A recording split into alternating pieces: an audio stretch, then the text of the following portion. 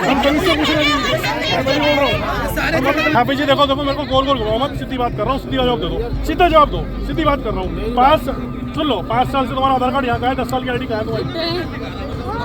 अरे कहा कि बता दो भाई, बताने में क्या जा रहा है भाई? इसके लिए इसके लिए जन्म डेट ऑफ बर्थ दिया होगा, बिल्कुल जन्म प्रमाण पत्र दिया होगा, मूल निवास स्थायी निवास दिया होगा, कुछ तो दिया होगा तभी तो बना होगा आधार कार्ड। तो कैसे प्रमाणित कैसे बन गया कि ये बिहार का व्यक्ति बिना सत्यापन के यहाँ रह रहा? 34 साल का है, लग रहा है 34 साल के ये।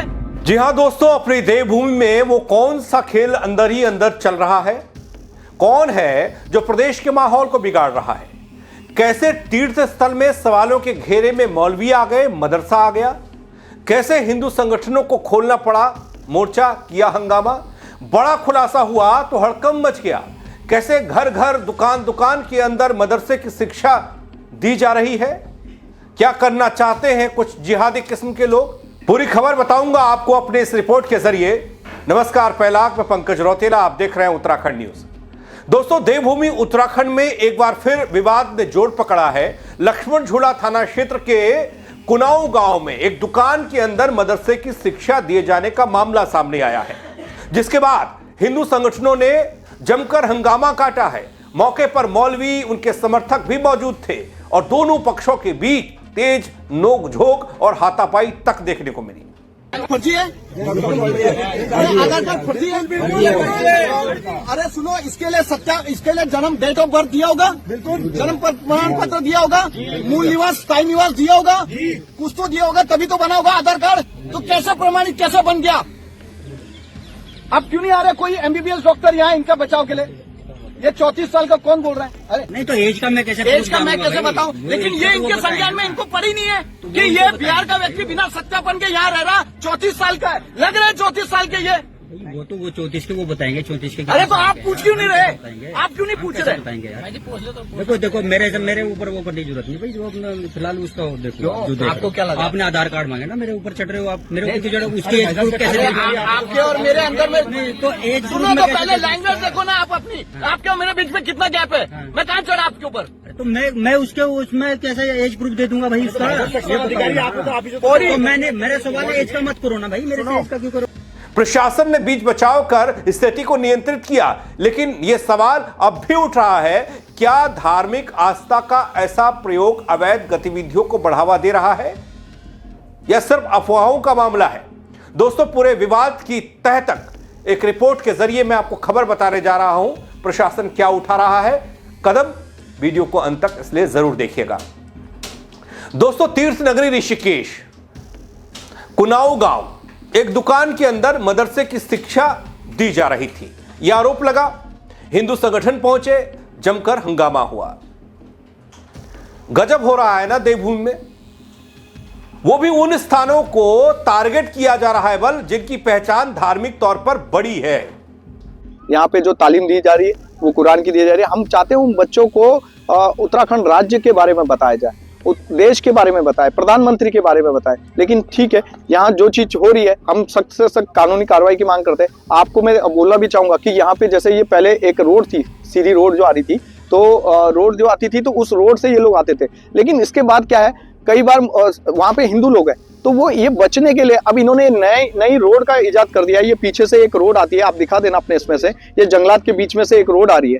ये रोड वन विभाग कहीं पे एक खंबा नहीं गिरने देता है, एक खंबा नहीं गिरने देता। आज गुमानी वाला शिवाजी नगर आप देख रहे हैं, ठीक है ना? लेकिन ये वहां से क्या पता लकड़ी चोरी करके लेके आ रहे, क्या पता लड़कियों को ला रहे, क्या पता बाहर से लोग नमाज पढ़ने आ रहे, क्या रचना? क्योंकि यहाँ बैठ के, इसके अंदर बैठ के एक मीटिंग ली जाती है, बड़ी गुप्त मीटिंग ली जाती है, बड़ी बड़ी बातें की जाती है। यहाँ पे किस तरह से इन्हीं के समाज के एक महिला ने भी आरोप लगाया आपी जी पे। तो मेरा ये बोलना है कि ये लोग सख्त कार्रवाई होनी चाहिए और इनकी तरफ ध्यान देना चाहिए। हमारे पुलिस प्रशासन से भी मेरा निवेदन है, SSP साहब से भी, इनके ऊपर ध्यान देना चाहिए। आपकी कड़क कार्यशैली के लिए हम आपके पसंद करते हैं आपको, और हम आपसे चाहते हैं कि आप इन पे सख्त कार्रवाई करें और जो भी इसमें संलिप्त हो उसके ऊपर अधिक से अधिक जो कानूनी धाराएं लगा के उस पर कठोर उसे वो किया जाए।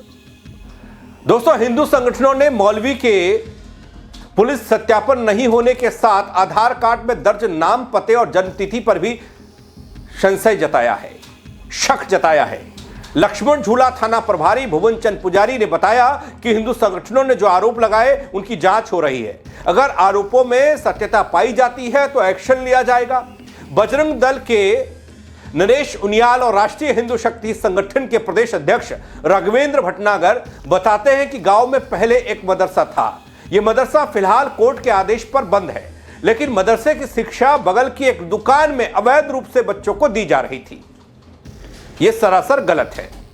विधानसभा के आज बैराज का पुल पार करके कुनाव गांव में हमने देखा कि पूर्व से ही एक मदरसा सील हो रखा है सरकार द्वारा, उच्चतम न्यायालय द्वारा मदरसा सील है, लेकिन उसकी आड़ में ही उसके बगल में एक दुकान के अंदर जो सामने शटर आप देख रहे हैं उसमें कुछ बच्चे जो हैं कुरान पढ़ रहे थे। हालांकि हमें कुरान के बारे में ज़्यादा मालूमात नहीं है, लेकिन उसमें जो एक मौलवी आ रखे थे बिहार से, बताया जा रहा है कि 15 साल से वो यहाँ पर रह रहे हैं। उसके पास 5 साल पुरानी आईडी है, 10 साल का उसका पता नहीं है, उसके पास सत्यापन है नहीं है, उसकी कोई आईडी है नहीं है। तो इस तरीके से जैसे इग्नोरेंस बिहेवियर हमारे देश में देखा जाता है कि हिंदू अपनी पड़ोस में मदरसे और मस्जिद बनवा देता है और उसके बाद उसे पलायन करना पड़ता है पूरे देश में। तो आज वही स्थिति हमने यहाँ कुनाव गाँव में देखी। यहाँ की जो लोकल मूल नागरिक हैं, उत्तराखंड के रहने वाले कुनाव गांव में जो बरसों से रहते आ रहे हैं, उन्हें इस बात से परेशानी हुई। हमने उस पर नजर बनाए रखी हुई थी, तो आज हमने उसे रंगे हाथों पकड़ा।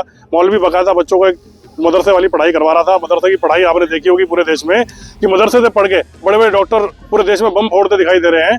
तो आज वही पढ़ाई मदरसे की कुनाव गाँव में दी जा रही थी।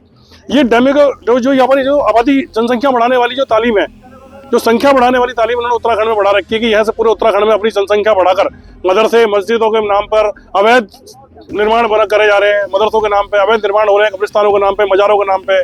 देखिए उसका आधार कार्ड हमने देखा 1991 पर उसने अपना जन्म तिथि दिखा रखी है, 1991 में अपना जन्म वर्ष दिखाया हुआ है, तो उस हिसाब से वो 35 साल की आयु का दिखा रहा है। किंतु उसने अभी भी अपने बयान में बोला है कि 1995 में हरिद्वार से काम कर रहा है। तो क्या 4 साल की आयु में ही हरिद्वार में काम करने लग गया था?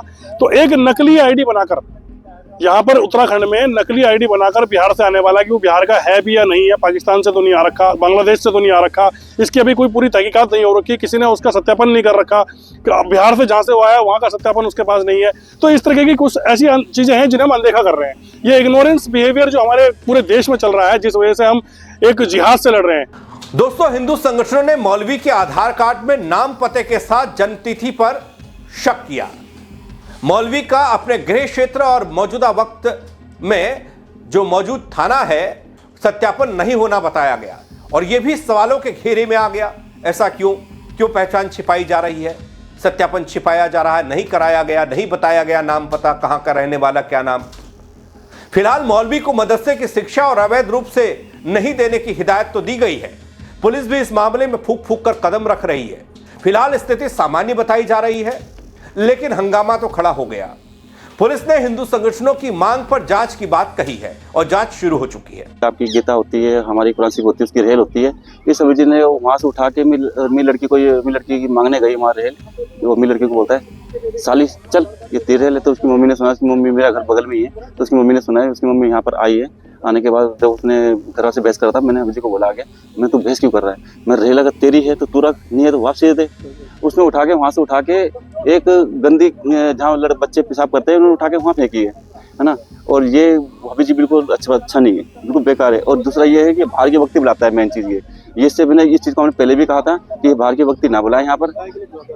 बस नमाज के लिए चंदा मोटा पैसा देते हैं, है ना। नमाज पढ़ाई जाती है ना। तो ये मदरसा भी है, पढ़ाई भी कराई जाती है, पढ़ाई पूरी का तो तालीम का तो कोई सर। दोस्तों, कुनाव गांव के इस विवाद ने सवाल खड़े किए कि क्या धार्मिक शिक्षा और कानूनी प्रक्रिया के बीच संतुलन बना रह सकता है। हिंदू संगठनों ने कथित अवैध मदरसे के खिलाफ हंगामा किया, वहीं पुलिस ने मामले की जांच का भरोसा दिया। अब देखना यह है कि प्रशासन इस मामले में कौन से कदम उठाता है और क्या बच्चों की सुरक्षा और कानून का पालन सुनिश्चित हो पाएगा। इस विवाद पर तमाम तरह की प्रतिक्रियाएं सामने आ रही हैं। एक तरफ कहा जा रहा है कि बच्चों की शिक्षा का सवाल है, विकास से जोड़ा जा रहा है, तरक्की से जोड़ा जा रहा है। दूसरी तरफ जांच की बात हो रही है। लेकिन इन सबसे इतर बीते कुछ वक्त में नगरियों ये देखने को अपने प्रदेश में मिला, देवभूमि में देखने को मिला, तमाम उन धार्मिक स्थलों पर जहां पर आस्था अपार है हिंदू देवी देवताओं को लेकर, उन स्थलों पर अवैध गतिविधियां बहुत ज्यादा देखने को मिली। चाहे उसमें अवैध मजार का बनना हो, अवैध तरीके से मस्जिदों का बनना हो, अवैध तरीके से भूमि कब्जा करके इमारतें खड़ी कर देना हो, बस्तियां खड़ी कर देना हो। यह उन इलाकों में सबसे ज्यादा हुआ बल जहां पर धार्मिक तौर पर अपनी उत्तराखंड की पहचान बहुत ज्यादा मजबूत है। हम कहीं से पूछ रहे हैं, मैं बोल रहा हूँ हाफिज जी देखो मेरे को गोल घुमाओ मत, सीधी बात कर रहा हूँ, सीधी जवाब दे दो, सीधा जवाब दो, सीधी बात कर रहा हूँ। सुन लो, 5 साल से तुम्हारा आधार कार्ड यहाँ का है, 10 साल की आईडी कहाँ है तुम्हारी? अरे कहा कि बता दो भाई, बताने में क्या जा रहा है भाई? क्या ऐसा करके उन स्थलों की पहचान को धूमिल करने का काम अंदर ही अंदर चल रहा है? क्यों गैर कानूनी तरीके से मदरसा एक दुकान में चलाया जा रहा था? क्यों उन स्थलों पर जहां पर मुस्लिम आबादी ना के बराबर है वहां पर बड़ी बड़ी मजारें, बड़ी बड़ी मस्जिदें तान दी गई, वो भी वन भूमि पर, कहीं स्कूल की जमीन पर? यह सब क्यों हो रहा है? हां, जहां पर मुस्लिम बहुल इलाका है वहां पर मस्जिद भी है, मजार भी है, वहां के लेकर कोई सवाल भी नहीं है, कोई शंका भी नहीं है। लेकिन जिन स्थानों पर यह विवाद खड़ा हो रहा है वो देवस्थल हैं, वहां मुस्लिमों की संख्या है ही नहीं, आबादी है ही नहीं, वहां भी इस तरह की चीजें, इस तरह की गतिविधियां लगातार देखने को मिल रही हैं। अब इस मामले में नया अपडेट क्या आता है, इस हंगामे का पटाक्षेप कैसे होता है, ये तो वक्त बताएगा। लेकिन इस पर अब जांच हो चली है, सरकार की नजर भी है और पुलिस प्रशासन भी फूक फूक कर कदम रख रहा है ताकि तनाव भी ना बढ़े, कोई दिक्कत ना आए।